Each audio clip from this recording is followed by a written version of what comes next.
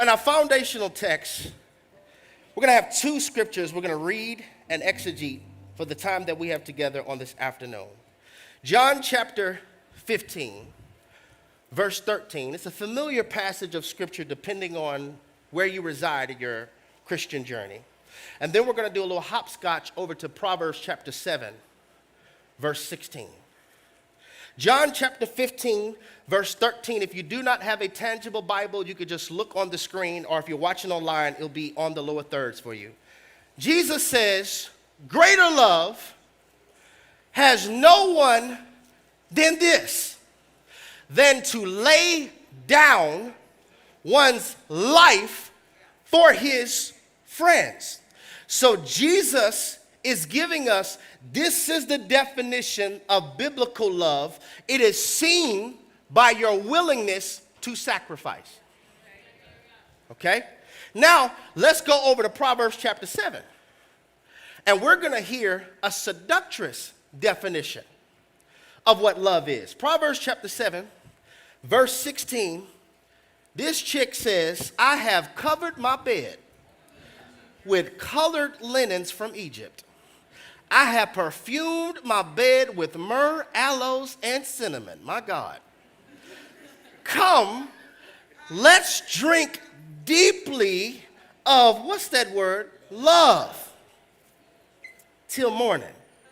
Let's enjoy ourselves with love. My husband is not at home. He has gone on a long journey." That should have been the red flag right there. I'm going to say something strong, okay? You cannot love your spouse and enjoy breaking their heart at the same time. Let us enjoy each other. Enjoy love. My husband's not here. You can't love your spouse and enjoy breaking their heart at the same time. "He took his purse filled with money and will not be home till full moon. With persuasive words," fellas, watch it. "With persuasive words, she led him astray. She seduced him with her smooth talk." Wives, please hear me. Wives and future wives. If you do not know how to talk to your husband, if you do not know how to talk to your head, the spirit of Delilah does. Also, for husbands, if your wife cannot find safety with her emotions with you, if being with you causes for her emotions to be homeless, she can't share her emotions without you saying, "What you crying for?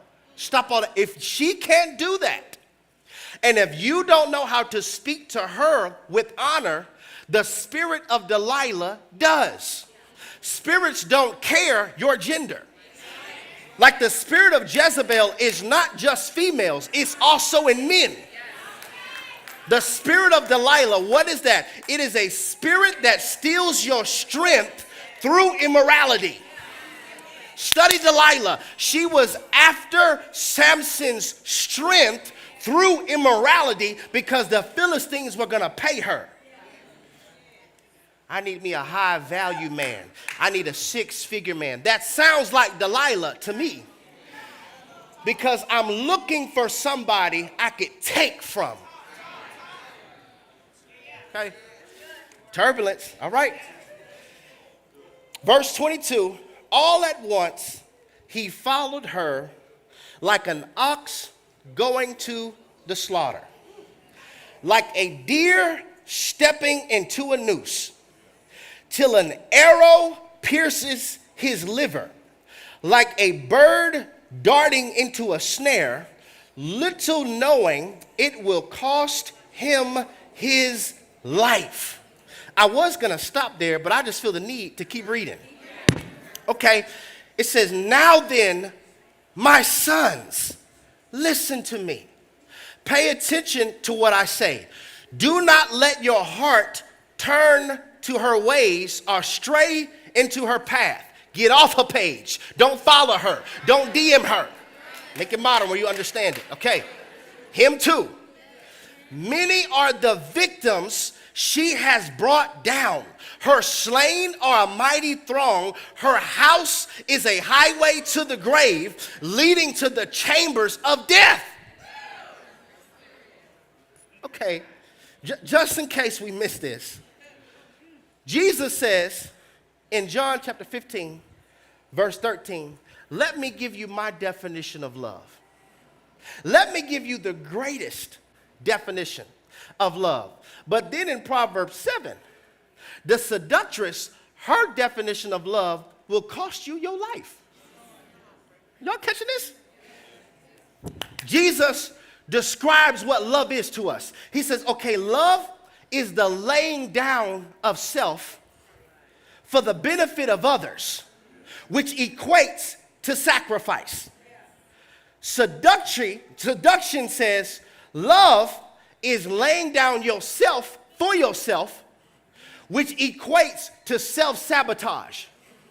I need to say it one more time. Okay, Jesus says, all right, love is you laying down yourself for the benefit of others. Seduction says love is you laying down yourself for the benefit of yourself, which equates to self-sabotage. Laying with the seductress produces self-sabotage. That is the mismanagement of seasons, the mismanagement of opportunities. It is making self-sabotaging decisions that will force you to experience a season of recovery. You're forced into it. And then when I'm looking at this text, I say, you know what? I'm seeing something. Interwoven all throughout the fabric of Scripture, we see that Satan has this pattern. Somebody say pattern. Satan has this pattern to try to assist us in our own assassination. So good. He tries to assist us in killing ourselves. Bible all day. You won't surely die. For God knows if you eat this fruit, you will be like him. He's trying to be an assistant to Eve's assassination, and he won there. Jesus, Matthew chapter 4, in the wilderness, Satan tells Jesus, jump off this cliff. For it is written that he will give his angels in charge about you, lest you dash your foot against a stone. He is trying to be an assistant to his own assassination. I'll give you more Bible. Job chapter 1. Satan goes before the Lord and says, does Job fear you for nothing? You put a hedge of protection around him and all he has. Remove that hedge. Let me afflict him and he will curse you to your face. And then the enemy goes out and afflicts Job. Why? Because Satan has a methodology of trying to be an assistant in our own assassination. He really can't do nothing to you but help you kill you. That's it. Present and persuade. Hear me. Not being able to tell the difference between lust and love will cause us to enroll in seasons of recovery due to self-sabotaging behavior, because wrong bedrooms lead to death. Selah, it's quiet. Wrong bedrooms lead to death. I'm in the text. Verse 23, little knowing it will cost him his life. Verse 27, her house is a highway to the grave, leading down to the chambers of death. Not knowing the difference between lust and love will cause for something to die in your life. So here's the question. What has died on the inside of you due to a bedroom?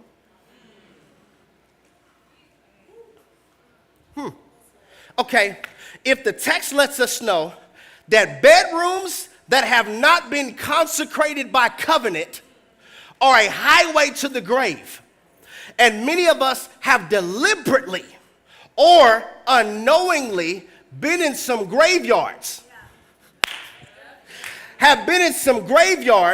that go by the name of bedrooms, I I have a sneaky suspicion that there are people under the sound of my voice in the house, in the overflow, and watching online who need healing from bedrooms and need to be detoxed from bedrooms. Because some of this information is new, and then some of this information, we did it anyway. we just did it anyway. And what I'm trying to get us to look at is, does your definition of love sound more like Proverbs 7? Or does your definition of love sound more like John 15?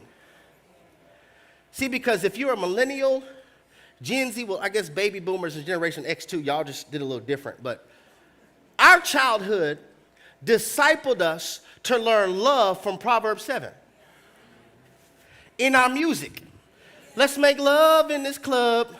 In this club, what is that? Proverbs 7 indoctrination. I'm going to keep going. These are the signs of love making. Are you that zodiac freak I've been looking for? See, some of y'all bobbing your head. See? See? That is Proverbs 7 indoctrination. That is lyrics that lead you to experience death. That is lyrics that lead you to be like a deer stepping in a noose. That is lyrics that is like a bird who has an arrow piercing its liver. I'm trying to get us to get this. I'm trying to get us to get it. When we make love all night, when we make, you're like, that's my jam. It's Proverbs 7.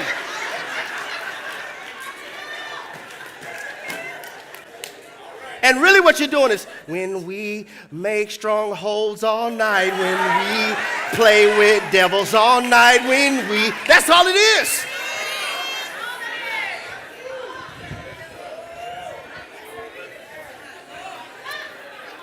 Baby boomers, you're not off the hook. Let's get it on. Y'all not off the hook yet.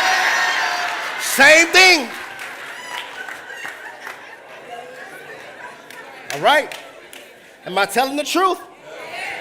We were listening to Proverbs 7 sermons and singing Proverbs 7 lyrics and wondering why we're experiencing the death from Proverbs 7 women, from Proverbs 7 men. We've been indoctrinated to mislabel love as lust. And I want to help us on today, because I just firmly, through my prayer over this sermon, healing is going to happen on the day. Hear me. Exposure is going to happen on today. Freedom is going to happen on today. Forgiveness is going to happen on today. Some breakups are going to happen on today. Understanding is going to happen on today. Every satanic strategy in the area of sexual immorality is going to be exposed on today. Everybody who has been bound by a sexual encounter that was vandalism of the soul, they're going to get free and healed on today. Let's speak around this thought from this subject, bedroom confessions.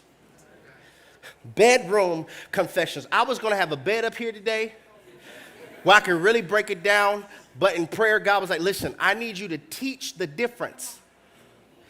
They can't fight the stronghold appropriately if they have the definition inaccurately. They have to fully be able to understand what love is so they can see what love is not. So now they can fight it with biblical intelligence. I'm just convinced, I'm talking to somebody, maybe just 4 of y'all in the house that are like, you know what? I'm tired of getting drenched from the same storm. Like the same one. I understand we're going to have problems and I'm going to get wet. We learned in the Planted series, enjoy the rain. Okay, but I'm tired of the same rain cloud. I don't want problems, but if I'm going to have them, let them be different. Anybody? I'm tired of getting drenched from the same storm. I've been dealing with this since 14. I've been dealing with this since 6. I want to be free from it. I'm talking to the person that's disgusted because they watched it again. And the self-hatred that you feel, like, man, I'm tired of doing this. I'm talking to you. And you want to be free from it. Freedom is going to happen on the day. Because really, there are three types of storms. Y'all ready for this? There are three types of storms. Storms we create, storms we can silence, and storms that water us. Three types of storms. Storms we create. Let's park right there. These are storms that are formed by our decisions. So that thunder, crackety crack. That wind, that rain, that's not the devil. That's not God. That's all you, bruh. We try to blame the devil for our choices when, hear me, many of us are behaving our way into seasons.